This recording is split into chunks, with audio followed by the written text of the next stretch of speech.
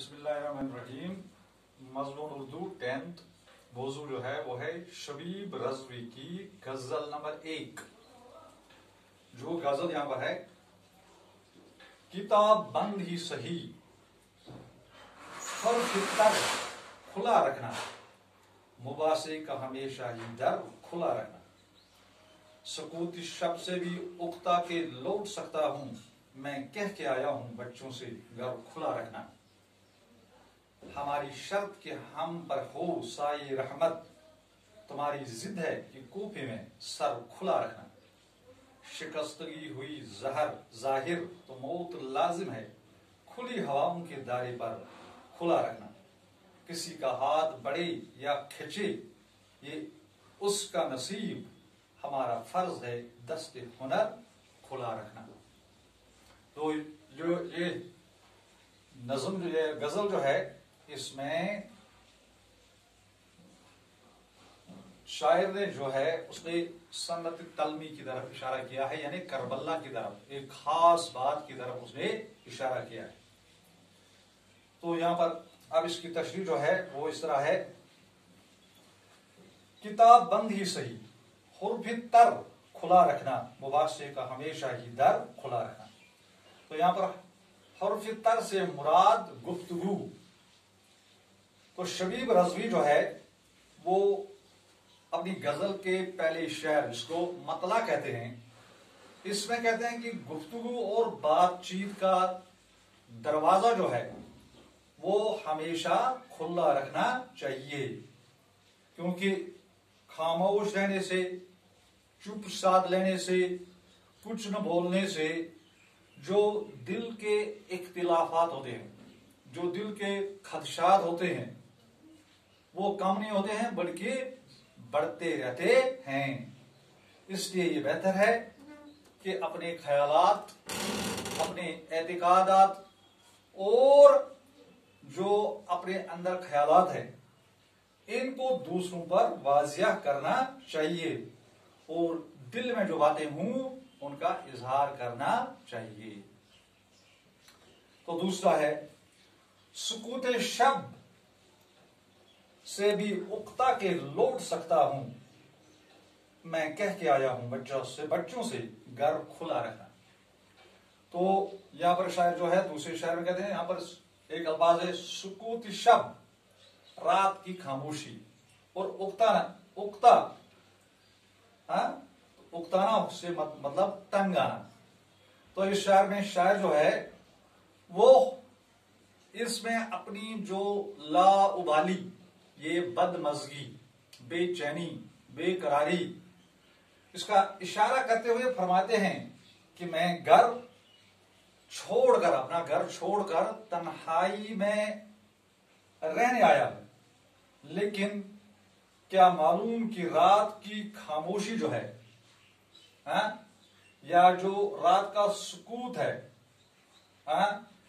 या सन्नाटा जो है, हो सकता है इसमें उकता जाऊं, यानी तंग आ जाऊं, और फिर मैं जिस घर से वापस आया हूं तन्हाई में रहने के लिए, मैं उसकी तरफ लौट सकता हूं। इसलिए मैंने अपने बच्चों से कहा है कि घर का दरवाजा जो है वो खुला रखना।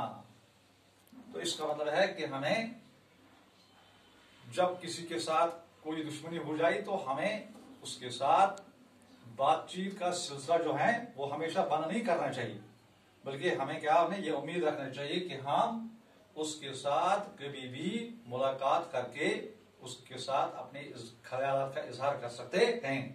तो इसीलिए इसने कहा कि अपनी बदमिजाजगी, अपनी बदमज़गी की वजह से वो यहां पर इशारा करते हुए फरमाते हैं कि मैं उसे घर से वापस आए, घर से तन्हाई में रहने को आया हूं। हो सकता है कि मुझे ये तन्हाई, ये रात का सन्नाटा, ये खामोशी, ये तन्हाई, इसे मैं उकता जाऊं, तंग आ जाऊं, और मैं फिर उसी पड़ाव की तरफ चलूं। तो इसलिए मैंने अपने बच्चों से कहा है, यानी इससे मुराद है कि मैंने अपने आप से कहा है कि दर का दरवाजा खुला रखना चाहिए। तो इसलिए मैंने बच्चों से कहा कि घर का दरवाजा खुला रखना। दूसरा शायर, हमारी शर्त की हम पे हो साई रहमत, तुम्हारी जिद है कि कोफे में सर खुला रखना। तो इस शार में जो कोफा है, कोफा में जो करबला का वाकया पेश आया, जिसमें हजरत इमाम हुसैन अलैहिस्सलातु वस्सलाम और उसके बच्चों को और उसकी फौज को शहीद किया गया।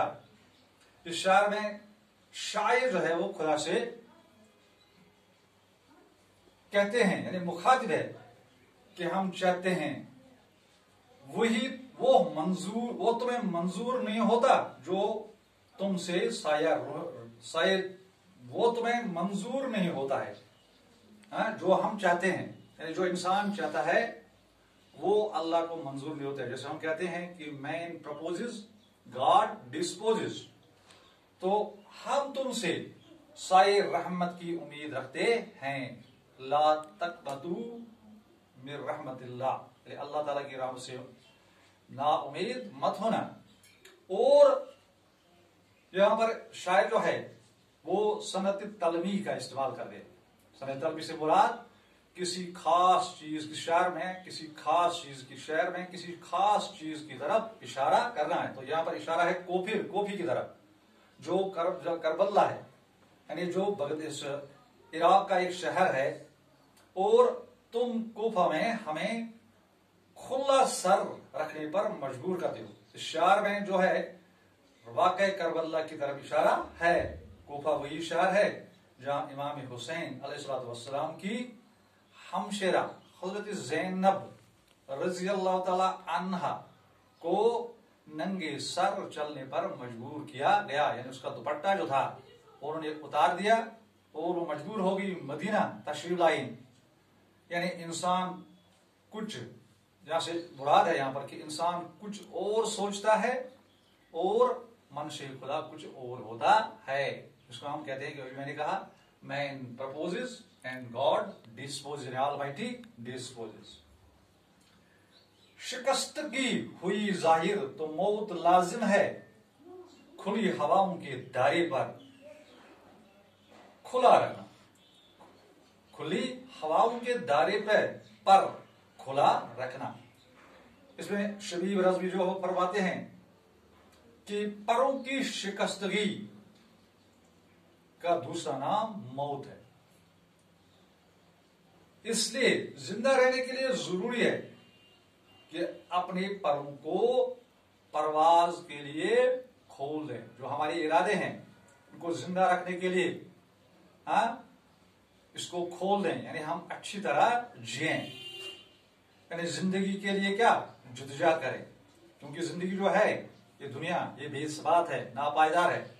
लेकिन जितनी देर हमें रहना है इतनी देर हमें क्या करना है, जुदोजहद, हिम्मत और जरूरत से काम लेकर जिंदगी गुजारना है। तो ये जरूरी है इससे कि जिंदगी की जुदोजहद, हिम्मत, जरूरत, इसका मुजाहरा करना जरूरी है।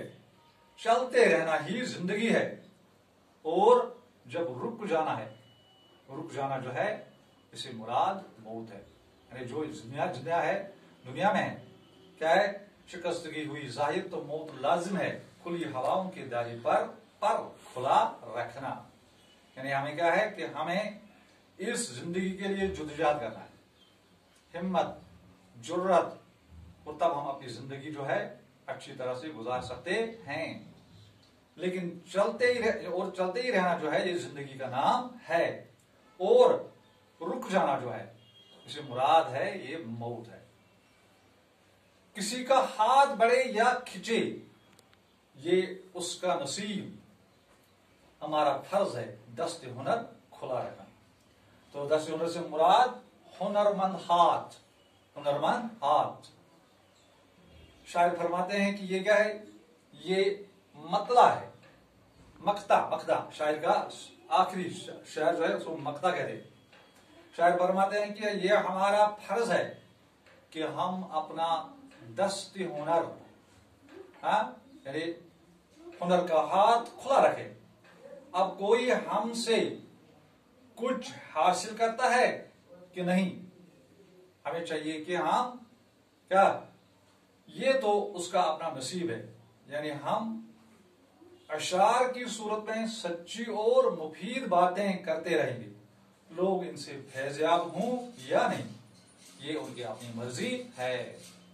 क्या जिस तरह एक मुअज्जिन अजान देता है तो वो इजहार करता है कि नमाज के लिए जो आते हैं वो खुशनसीब है, उनकी मर्जी है, जो आता है वो कामयाबी की तरफ आता है और जो नहीं आता है वो नाकामी की तरफ आता है। इसी तरह शायर जो है अपने मक्ता में यहां पर किसका इशारा करता है, शबी और रज़वी, वो कहता है कि हमारा फर्ज है कि हम अपना दस्त हुनर खुला रखें और जो लोग आए हमारे दस्त हुनर से फायदा उठाएं। यानी अपने शायरों में कहता है किसी का हाथ बड़े या खिंचे उसका नसीब, हमारा फर्ज है दस्त हुनर खुला रखना।